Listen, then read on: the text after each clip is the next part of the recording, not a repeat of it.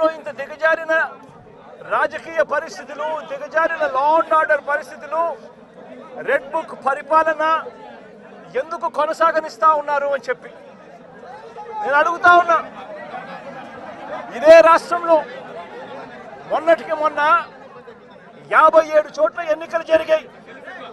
ఈ 57 చోట్లకు జడ్పీ చైర్మన్లు ఎన్నుకునే కార్యక్రమం కానీ, ఎంపీపీ వైస్ ఎంపీపీలను ఎన్నుకునే కార్యక్రమం కానీ, కోఆప్షన్ సభ్యులను ఎన్నుకునే కార్యక్రమాలు కానీ, ఉప సర్పంచ్ ఎన్నుకునే కార్యక్రమాలు కానీ, వీటి అన్నింటిలోనూ కూడా 57 చోట్ల రాష్ట్రంలో ఎన్నికలు జరిగితే 7 చోట్ల చంద్రబాబు నాయుడు గారికి వాతావరణం సరిగ్గా లేదు అని, తాను గెలిచే పరిస్థితి ఎక్కడా కూడా కనిపించడం లేదు అని, ప్రలోభాలు పెట్టడానికి ఇంకా సమయం కావాలి అని ఏకంగా 7 చోట్ల ఎన్నికలు చంద్రబాబు నాయుడు గారు పోస్ట్పోన్ చేయించారు.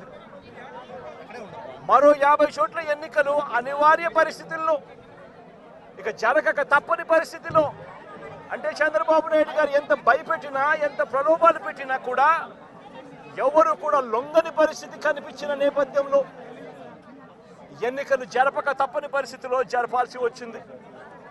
నేను అడుగుతా ఉన్నా, ఈ 50 చోట్ల ఎన్నికలు జరిగితే ఏకంగా 39 చోట్ల వైఎస్ఆర్సీపీ గెలిచింది. నేను అడుగుతా ఉన్నా ఇదే పెద్ద మంచి చంద్రబాబు నాయుడు గారిని, ఈ 57 చోట్లైనా కూడా చంద్రబాబు నాయుడు గారికి బలం లేదు. గెలిచిన వాళ్ళంతా వైఎస్ఆర్సీపీ సభ్యులు, వైఎస్ఆర్సీపీ బీఫామ్ మీద గెలిచిన సభ్యులు, వైఎస్ఆర్సీపీ టికెట్ మీద గెలిచిన సభ్యులు, వైఎస్ఆర్సీపీ ఫ్యాన్ గుర్తు మీద గెలిచిన సభ్యులు. మరి ఇలాంటి చోట చంద్రబాబు నాయుడు గారికి బలం లేదని తెలిసి ఎందుకు చంద్రబాబు నాయుడు గారు హింసను ప్రోత్సహిస్తూ, ప్రలోభాలను ప్రోత్సహిస్తూ, భయపెట్టిస్తూ, పోలీసులను తన దగ్గర పనిచేసే వాచ్మెన్ల కన్నా హీనంగా కూడా వాడుకుంటూ ఎందుకు చంద్రబాబు నాయుడు గారు ఇంత దిగజారిన రాజకీయాలు ఎందుకు చేస్తూ ఉన్నారు చంద్రబాబు నాయుడు గారిని అడుగుతా ఉన్నా. ముఖ్యమంత్రి స్థానంలో ఉన్న వ్యక్తి ఏమవుతుందండి ఒక చోట ఎంపీపీ పదవి పోతే, ఏమవుతుందండి ఒక చోట జడ్పీ చైర్మన్ పదవి పోతే, ఏమవుతుందండి ఒక చోట ఉప సర్పంచ్ పదవి పోతే.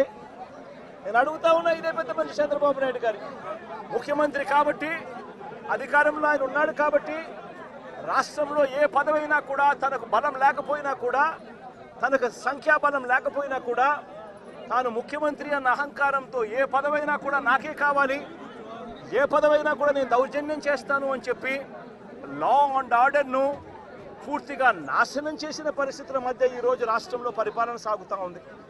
ఇదే పెద్ద మనిషి చంద్రబాబు నాయుడు గారిని అడుగుతా ఉన్నా. ఇదే రామగిరిలో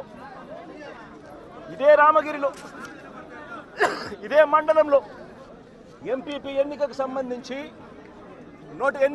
ఎంపీపీ ఎన్నికకు సంబంధించి నోటిఫికేషన్ ఇచ్చారు. 10 మంది ఎంపీటీసీ సభ్యులకు గాను ఇక్కడ వైఎస్ఆర్సీపీ 9 మందిని గెలిచింది. 9 ఎంపీటీసీలు వైఎస్ఆర్సీపీ అయితే కేవలం ఒకే ఒక్క చోట తెలుగుదేశం పార్టీ గెలిచిన పరిస్థితులు. మరి నేను అడుగుతా ఉన్నా, మరి ఇక్కడ ఎంపీపీ స్థానానికి ఎన్నిక నోటిఫికేషన్ జారీ అయితే 9 సభ్యులున్న వైఎస్ఆర్సీపీకి రావాలన్నా, ఒకే ఒక్క సభ్యుడు గెలిచిన తెలుగుదేశం పార్టీకి రావాలన్నా?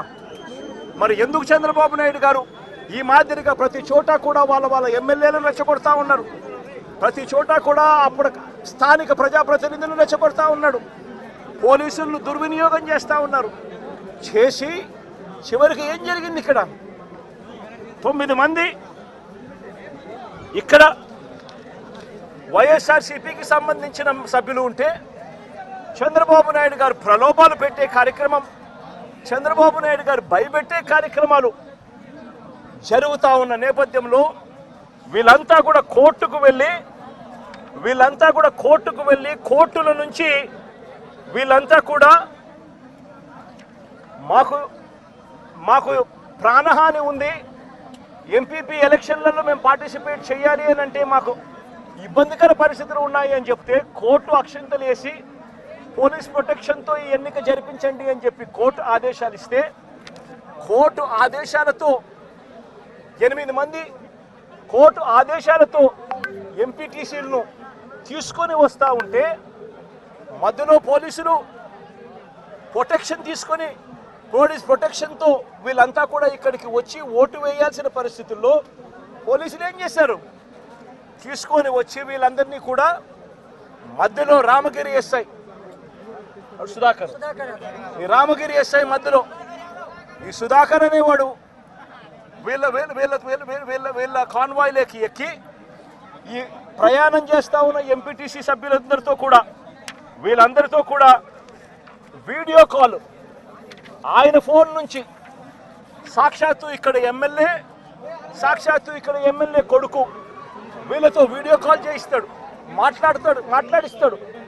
చేసేటప్పుడు భారతమ్మ అని చెప్పి ఒక ఎంపీటీసీ సభ్యురాలు ఉంటే ఆ ఎంపీటీసీ సభ్యురాలకు సంబంధించిన అమ్మ నాన్న వాళ్ళిద్దరిని వాళ్ళ దగ్గర పెట్టుకొని ఆ వీడియో కాల్లో వాళ్ళ అమ్మ నాన్నను కూడా చూపించి నువ్వు కనుక ఓటు వేయకపోతే మీ అమ్మ నాన్న వాళ్ళు ఇంటికి కూడా రారు అని చెప్పి వీడియో కాల్లో ఏకంగా బెదిరించే కార్యక్రమం జరిగింది.